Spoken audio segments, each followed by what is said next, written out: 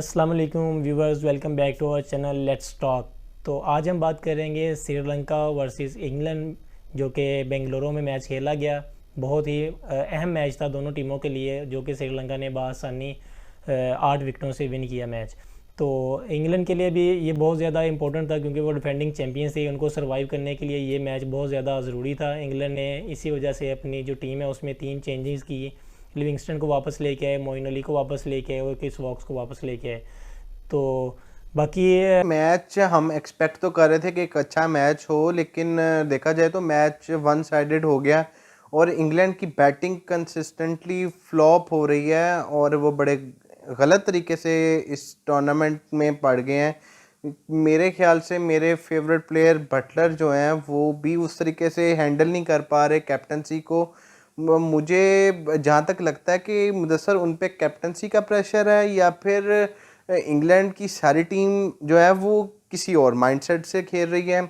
क्योंकि अगर मैं देखूं इंग्लैंड की टीम को भी रिसेंटली अगर वो टेस्ट खेलते हैं तो उनका रन रेट इतना अच्छा है और वो इतने शार्पली मैच खेल रहे हैं कि जिससे हम कहते हैं कि इंग्लैंड ने टेस्ट क्रिकेट को चेंज करके रख दिया है। लेकिन जब वो वर्ल्ड कप में स्टार्ट लिया उन्होंने और तब से लेकर अब तक इंग्लैंड की performance down down down down, मतलब कि अफ़गानिस्तान से मैच हारना और उसके बाद फिर इतना डाउन हो गए कि हम अब एक्सपेक्ट कर रहे थे श्रीलंका वाला मैच जो वो खेलते अच्छे तरीके से खेलते, लेकिन परफॉर्मेंस देख के बड़ा दिल टूटा। अगर हम देखें तो श्रीलंका ने बड़े अच्छे तरीके से वो मैच हैंडल कर लिया एज एशियन टीम। उन्होंने उनको पता था कि किस तरीके से इंग्लैंड को हम लोगों ने मैच से बाहर निकालना है और उनको डाउन करना है, और वही हुआ। बिल्कुल हबीब, जो इंग्लैंड की टीम है, साउथ अफ्रीका के खिलाफ जो मैच था उसमें भी 22 ओवर्स में पूरी टीम आउट हो गई थी। आज का जो मैच था इसमें भी 33 ओवरों में पूरी टीम आउट हो गई। 50 ओवर्स भी पूरे नहीं खेल पा रहे इंग्लैंड की टीम। मेरे ख्याल में जो कि ये टेस्ट मैचेस में अग्रेसिव होकर क्रिकेट खेलते हैं, टेस्ट को वनडे बना लेते हैं। अब वनडे को मुझे लगता है T20 बना रहे हैं, जिसकी वजह से ज़्यादा अग्रेसिव होने के चक्कर में ये पूरे ओवर्स भी नहीं खेल रहे। 20-20 ओवर या 22-22 ओवर में पूरी टीम आउट हो रही है। तो अभी भी इसके बारे में क्या करें, क्या आपका ख्याल है कि बाज जो है वो इनको अपने ऊपर ही लग गया है? जी मुदस्सर, कई दफ़ा इस तरीके से चीज़ें आ जाती हैं, लेकिन देखा जाए तो इंग्लैंड की टीम इतनी कमज़ोर इस लिहाज से है नहीं है और थोड़ी बहुत सिलेक्शन की जो इन्होंने अच्छी नहीं, अपने लड़के नहीं उठाए। मैं शुरू में भी ये बात कह रहा था कि इन विकेट्स का जैसन रॉय को बड़ा अच्छा एक्सपीरियंस था और ऊपर से वो बड़ा तेज़ खेल सकते थे। तो बेयरस्टो अगर नीचे भी खेल लेते 1 डाउन या 2 डाउन की पोजीशन में तो वो इनिंग्स को बिल्डअप कर सकते थे, रॉय ऊपर से मार सकते थे। अब रॉय और मलान दोनों एक तरह के बैट्समैन हैं, क्योंकि तेज़ खेलने का जो एक्सपीरियंस था वो रॉय का था, फिर फिलिप सॉल्ट था वो उन्होंने उनको नहीं लेकर गए। और अगर देखा जाए तो इस तरह की छोटी मोटी चीज़ें जो होती हैं ना वो आपको इम्पेक्ट डाल देती हैं। अगर आप मुदस्सर इस बात को देखें कि 2019 का वर्ल्ड कप का जब आगाज़ हुआ था तो तब जोफ्रा आर्चर जो थे वो इंग्लैंड की टीम स्क्वाड का हिस्सा नहीं थे। जब पाकिस्तान की सीरीज़ हुई तो उसके बाद उन्होंने जोफ्रा आर्चर को टीम में रखा और बाद में उन्होंने ही बहुत ज़्यादा अच्छे तरीके से उनको मैच जिताए थे और लास्ट फाइनल ओवर भी सुपर ओवर का उन्होंने किया। अगर ये रॉय को रखते तो पहले 10-15 ओवरों में जहाँ पे इंग्लैंड को गेम जिस तरीके से उठानी चाहिए वो उठा देते, क्योंकि उनके पास बड़ा अच्छा काउंटी का और T20 का एक्सपीरियंस मौजूद था। फिर वो लास्ट वर्ल्ड कप में भी खेले थे और उनकी रॉय की और बेयरस्टो की बड़ी अच्छी पार्टनरशिप लगती थी।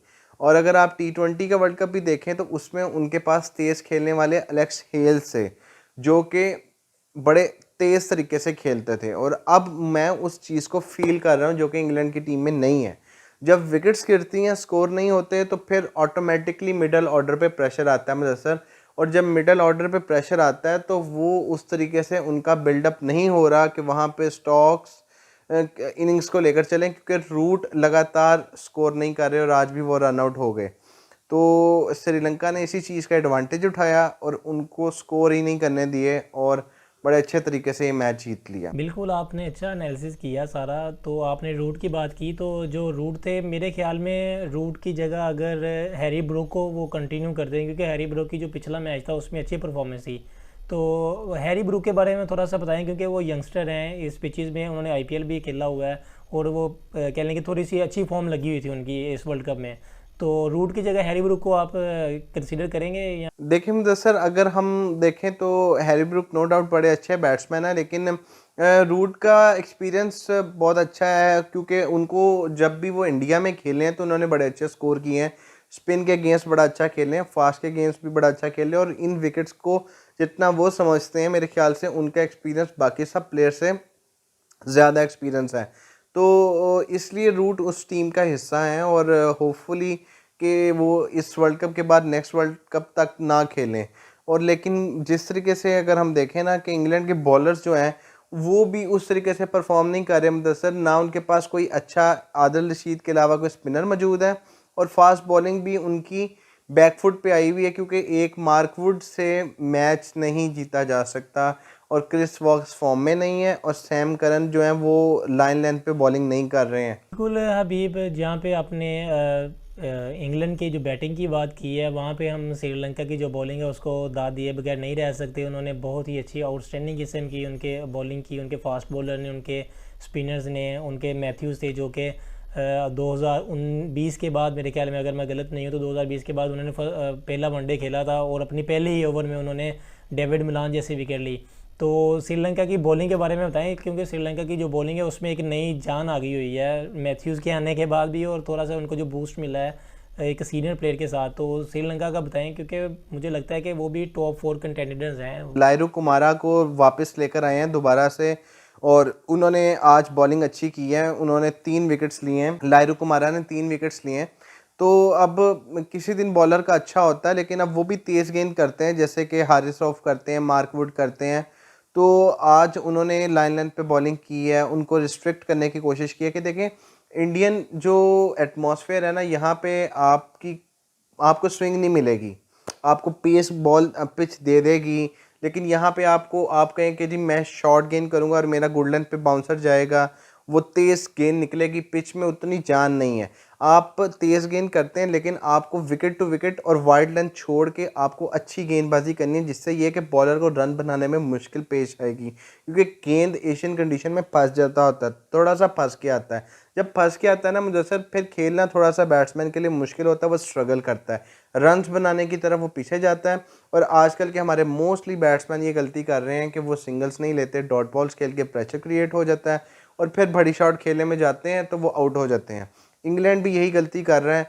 जब लायरू कुमारा ने अच्छी बॉलिंग की, उनके ऊपर अटैक किया, और वही अटैक में इंग्लैंड फंस गया, और यहाँ पे उन्होंने इंग्लैंड से विकेट्स देनी शुरू की, तो फिर इंग्लैंड की बैटिंग कोलैप्स हो गई। बिल्कुल हबीब, इंग्लैंड बैटिंग लाइन कोलैप्स कर गई। जो अब पॉइंट्स टेबल की अगर बात करें तो जो श्रीलंका है वो 5वें नंबर पे आ गई है। श्रीलंका के पॉइंट्स भी हैं वो पाकिस्तान के बराबर हैं, और श्रीलंका का जो नेट रन रेट है आज की जो विक्ट्री है उनके साथ थोड़ा सा बूस्ट हुआ है, तो पाकिस्तान से कदरे बेहतर है। तो इंग्लैंड जो है वो तो आलमोस्ट कह लें कि सेमीफाइनल की जो एक दौर है उससे बाहर हो गई है। तो हम आगे जो नेक्स्ट मैचेस हैं उसमें पाकिस्तान को हम सपोर्ट करते हैं, तो पाकिस्तान का चांस देखें तो मुझे अभी बताएं कि पाकिस्तान के लिए ये इजी हो गया है सेमीफाइनल में जाना, या पाकिस्तान के लिए थोड़ा सा बताएं ये।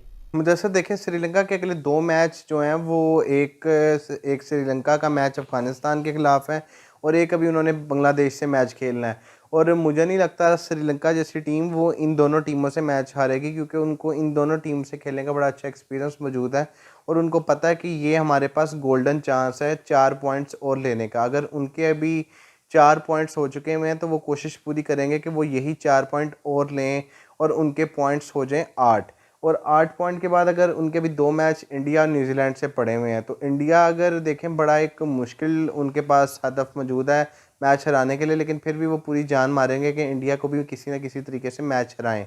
और होपफुली कि ये मैच बड़ा टफ मैच हो, क्योंकि दोनों टीमों को एक दूसरे का बड़ा अच्छा एक्सपीरियंस मौजूद है।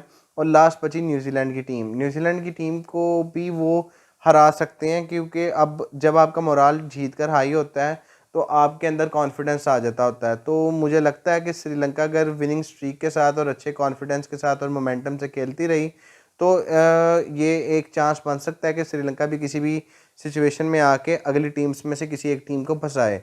और न्यूजीलैंड के लिए भी उतना मुश्किल होगा, क्योंकि अगर न्यूजीलैंड ऑस्ट्रेलिया से भी हारता है और श्रीलंका से भी हारता है, तो फिर जो है ना वो मुश्किल सिचुएशन हो जाएगी।